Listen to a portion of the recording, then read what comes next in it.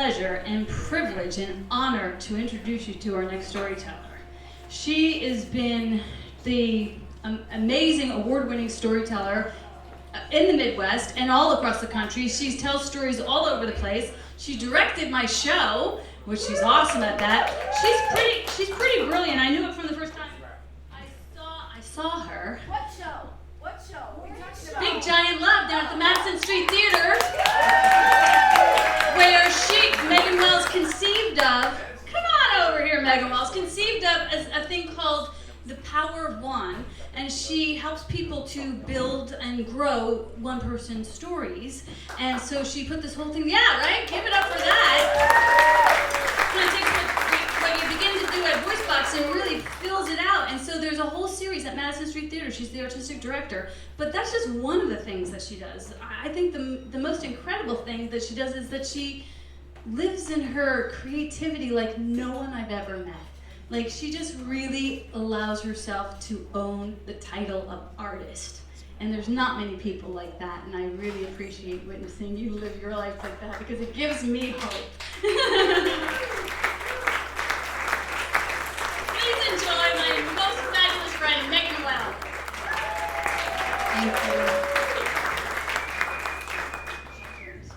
Thank you. It's been a pleasure. Those of you who know her know how brave she is. And those of you who don't know her should know how brave she is. And when I discovered the title for September 11th was Forgiveness, I got brave. I said, I'm gonna start. Then I walked in here tonight and went, oh God. And then Kathy sang Stand Your Ground.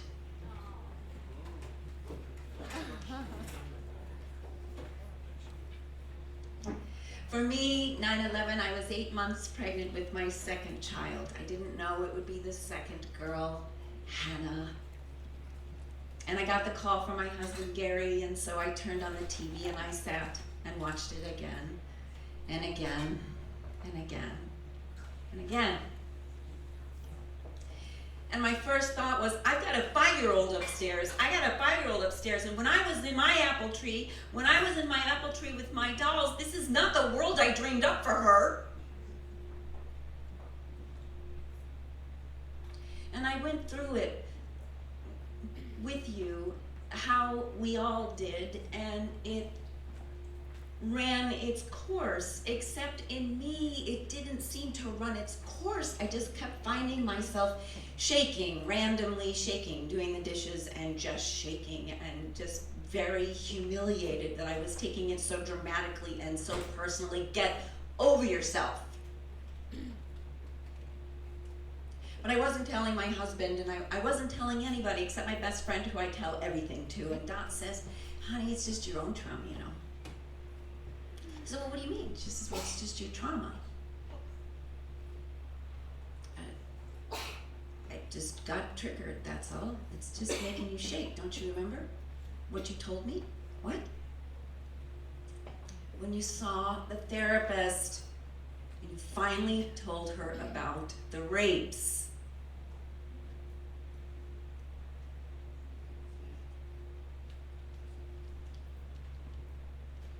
Well, which part of that, Dot? She said, about the shaking. And then I remembered. My rapes happened to me when I was 15 years old. I got broken so deep and so early, I didn't even know that I was broken. And it's a long telescope of a story, and for tonight I'm going to telescope it in. But it was my bartender at the bar where I was working at 15, a restaurant, a Polish smorgasbord. And the following night, it was the boss. It was a 1-2 game of let's nail the hostess. There was a gun involved.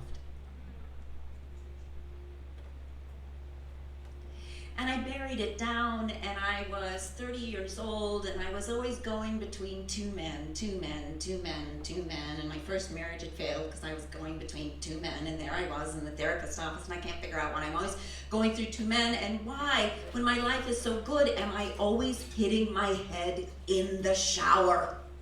And she says, Megan, I don't know, I'm gonna take a risk here, but you talk like, you behave like someone who's experienced sexual assault. Have you ever been sexually assaulted? I said, no, I was really early, I was really fast. I just really like to date the bad guys. Well, there was that one time that the bartender put that gun to my head, and then I started to shake. What's happening to me? It's okay, it's okay. Just be still, I want to tell you a story. Now, when we started to watch animals to understand animal behavior, our cameras had to be at a great distance. We thought that what happened is the lion would catch the antelope and bite its neck, and then the antelope would die. But we started to be able to get closer in with our cameras, and what we saw was happening is that before the lion bites the antelope is actually gifted with hormones and chemicals, and the antelope explodes in this wash of ecstasy. And then comes the bite. Now, what a gift of nature this is. But if the lion gets distracted, or somehow the antelope gets free, what happens is the antelope goes back to its lair, and it lays down in its lair, and then the antelopes shake. They just shake, Meg. They just shake until they get all those chemicals, all that stuff right out of their body. They just shake till they're all done shaking, and then they sleep, and when they're done sleeping, then they get up. And then they go on with their life. Animals don't suffer trauma the way we do. What we do is we don't know how to shake. We don't take the time to stop to shake. We're not in safe places for the shaking, so we just bury it down. That's all that's happening. Oh, that's very interesting. Thank you. I think I'll just bury that right down again. And long telescope short. There it is, 9/11. And Dorothy reminds me of this, and here I am shaking, and it all feels very self-centered to me. This is not about me. This is about our country, and I swallow it right down. And I go on with my life. I careen through my life, and every now and again the shaking sort of shows up, and I'm just like, oh, just go drink a glass of water. And then my daughter Hannah is 9 years old, the second daughter, and I find myself reading Harry Potter for the second time out loud. Anyone? Anyone? Yeah? Yeah. I liked it better the second time. I liked it the first time too. But anyway, we're there in the 6th book, and Hannah with her white blonde hair and her riveting blue moon eyes, she says, Horcruxes, Mom. And I said, yeah. Do you remember Horcruxes? Okay, let me quickly explain the Horcrux. Voldemort, the bad guy. Real dark evil. What it has to do is do a really dark evil deed. And what happens when you do that dark evil deed is you split a piece of your soul off. And you can take that piece of your soul that you have split off by this murder or rape or whatever it is that you commit, and you can put it in some magical object, and then you can hide it everywhere. And then if your enemies are about to vanquish you, you can go find your Horcrux and you can live again. Wow. And Hannah's like, Mom, Harry's got to find all of those Horcruxes. He's got to find all those Horcruxes. And I said, honey, there's a couple more books. And she says, that's not just in books.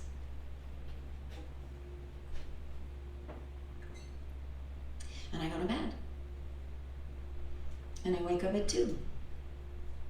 And I sit up in bed, and I know that I'm awake, and I can see it. I can see it in front of me. I can see Don McLean. Yes, he was named after the singing-songwriter, but he was not the singer-songwriter, even though he looked like the singer-songwriter. His name was Don McLean, and right next to him is Steve Saba, Savo's Old Warsaw Restaurant. I don't mind saying it out loud.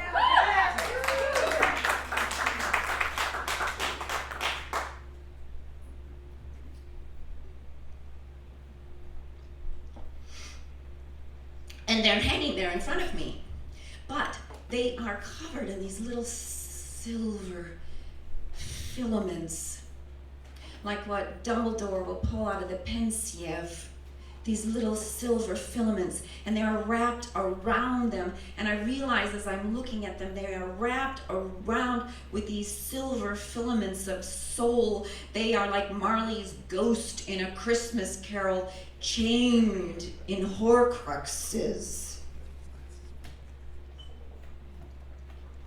And I think,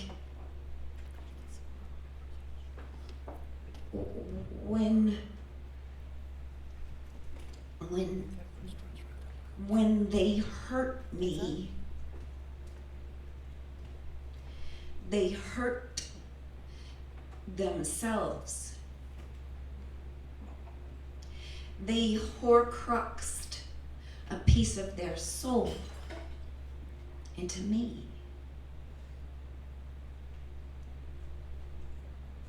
And I felt a window open, a crack, a window I didn't even know could open, just a crack as a thought comes in. How terrible. And I feel this compassion for them. And then I see behind them drunk fathers and distracted mothers, and drunk mothers and distracted fathers, and down I see down and down a lineage, forever down, this lineage of one pain just passed on to another. Here, this is my pain, I can't carry it anymore, why don't you just carry it for me? All the way back down to Cain and Abel. All the way back down to that first caveman. Who was it? That first caveman who just picked up his club and just hit his neighbor for no good reason.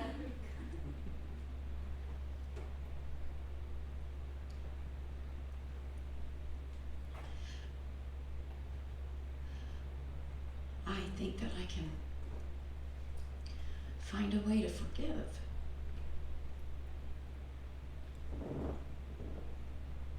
Wow.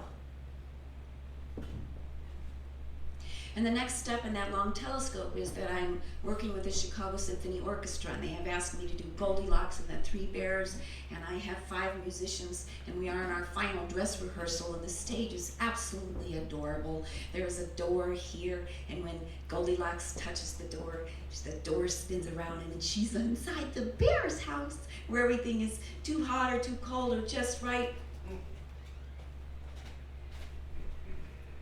And in that last rehearsal, as I put my hand on the door as Goldilocks to go into the bear's house, I think, yeah, it was my fault. No. Bear down, Chicago Bears. Lead the way to victory. Get to the rehearsal. Yay! Bye! In my car. It's my fault. It was really my fault. Really, it was my fault. That story is a really profound story. You know, you just kind of, that's what you do. You just kind of, you go and you open the door of the bear's house, and then you go in on purpose and you eat their porridge, and then you sit and you break their chair, and then you go to sleep right in their bed. And then the bears come home. There you are. No, that's not right. That's really not right.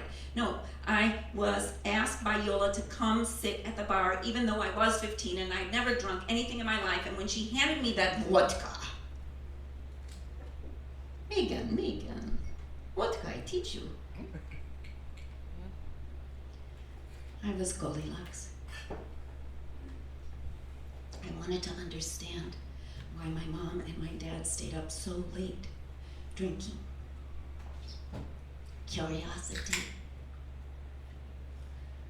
Curiosity got me in that car with that bartender. And that's not my fault. No, it's not my fault. It's not my fault. Fault. Fault is what happens in an earthquake. Right? It opens on a fault. And suddenly I saw myself standing there in that moment before dawn takes me. I see myself standing there, and I see the earth beneath me opening up like a fault as I fall. as I fall into a wound so deep, it takes me years and years and years to build my soul and my character and my faith and my humility and my vulnerability to climb out of it.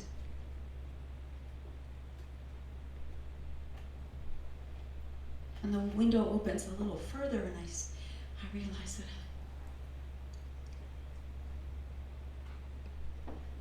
I forgive myself.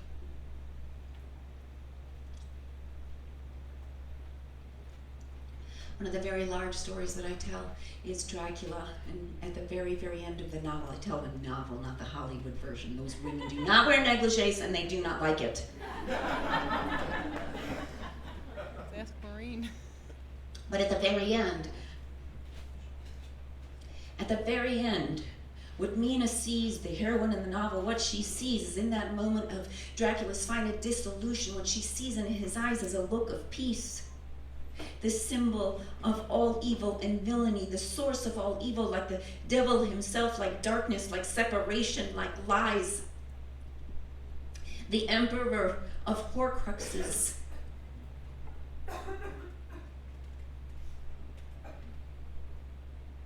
Finds peace. And I can barely get off the stage. I'm shaking. Only I know why. I am shaking, and I just have to breathe. It's a long drive home.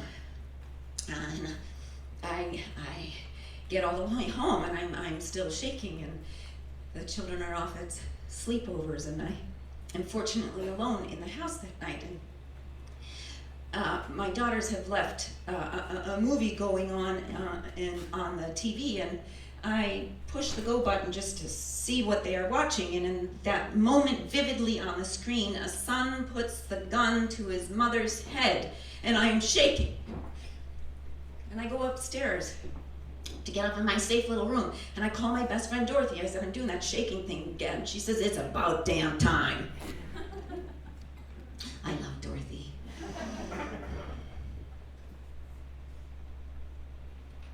She gets right to the heart of the matter. Just get in your closet.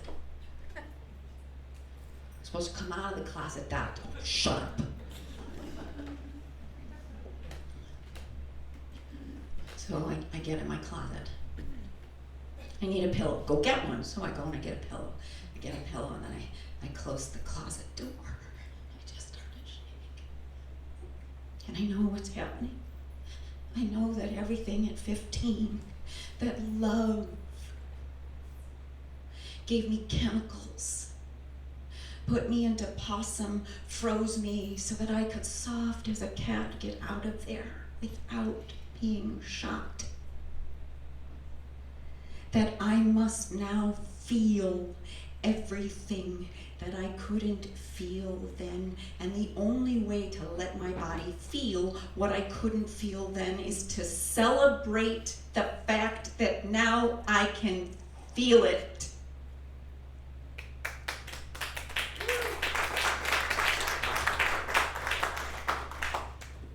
And so I shake and I weep and I scream and I feel the metal. And I feel the hurt and the pain, and I feel it. I let my body feel it, and I sleep there in the closet. And the next day, I have to catch an airplane to go teach a workshop on storytelling in Petersburg, Florida. And there are two of me, the one who is moving and doing, and the other part of me that is still in my closet, very raw. Like the hermit crab when she gives up her shell because it's too small, and she has to take that risk against the seagulls before she can go and find another one. And when the workshop is over, I get back to my hotel room and I am restless. I am simply pacing and walking, and all I want to do is I'll just go in the pool. I'll just go in the pool, and I go down to the pool, and it is very quiet, and it is so very beautiful, and the water is just gently lapping. And I go into the pool, and when I am into the pool, it happens.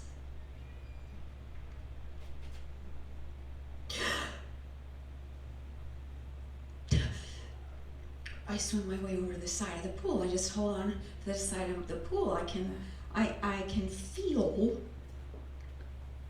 my body from my neck down. And I didn't know that I didn't really feel my body from my neck down until now I was suddenly feeling my body from the neck down again. And I can feel that there are lungs, that there's a heart, and that there's a stomach, and there's liver doing its good work, and kidneys and a spleen, and I can feel the ovaries, the scar on the ovaries from the surgery, and the womb that brought forth 2 children, and the legs and the knees all the way down to my feet. And then I take a deep breath in, and when I take that deep breath in, I can feel it filling my lungs, and I can feel it rushing toward my heart, and I feel my good heart wake like sleep. I'm alive. I'm alive, I'm alive, I'm alive, I'm alive. I forgive, I am forgiven, I forgive, I am forgiven, I forgive, I am forgiven. And everything is love. And on September 11th, each and every September 11th, I remember that September 11th was the wound that was my pricking. That was so big that it woke up what was personally in me, and I couldn't say no and run. Okay, it was a telescope. It took me some time. It takes us all time.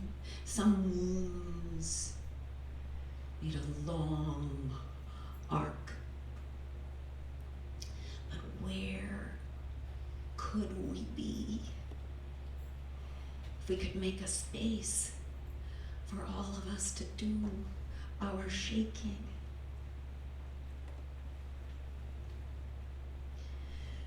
Thank you.